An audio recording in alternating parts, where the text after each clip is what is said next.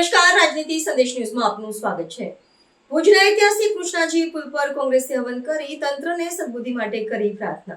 ભુજ શહેરના ઐતિહાસિક કૃષ્ણાજી પુલ છેલ્લા 4 વર્ષથી બંધ રહેતા શહેરના નાગરિકોને પડી રહેલી હાલાકીને લઈને ભુજ શહેર કોંગ્રેસ સમિતિ દ્વારા રવિવારે અનોખું વિરોધ પ્રદર્શન કરવામાં આવ્યું હતું।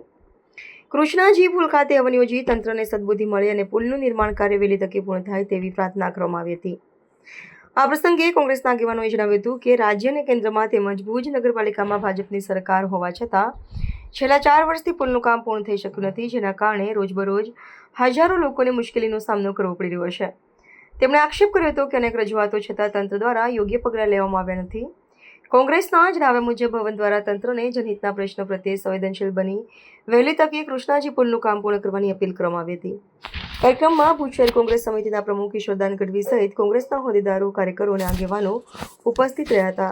ખાસ કરીને આ વખતે જ્યારે વરસાદ ખેંચાઈ રહ્યો છે અને એવા અહેવાલો પણ છે કે વરસાદ ઓછો પડશે, મોડો પડશે, ત્યારે સમયસર વરસાદ પડી જાય, કચ્છના લોકોને મુશ્કેલી ન પડે, પૂરતું વરસાદ પડે, એના માટે પ્રાર્થના માટે એક હવનનું આયોજન કરવામાં આવ્યું છે। સાથોસાથ જે ભુજનો ઐતિહાસિક કૃષ્ણાજી પુલ છે, જે 1970માં છેલ્લે બન્યો હતો, ત્યારથી 52 વર્ષ સુધી અડીખમ રહ્યો, પરંતુ 2022માં આ સરકારે અચાનક આ પુલ બંધ કરી નાખ્યો।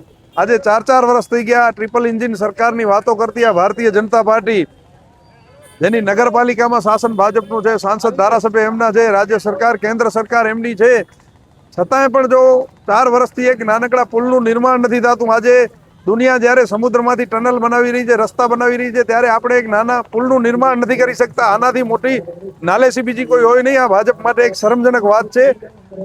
હવે આ હવનના માધ્યમથી અમે પ્રાર્થના કરીએ છીએ કે આમને સદબુદ્ધિ આવે, આ શાસકોને આ પુલનું તાત્કાલિક નિર્માણ કરવામાં આવે।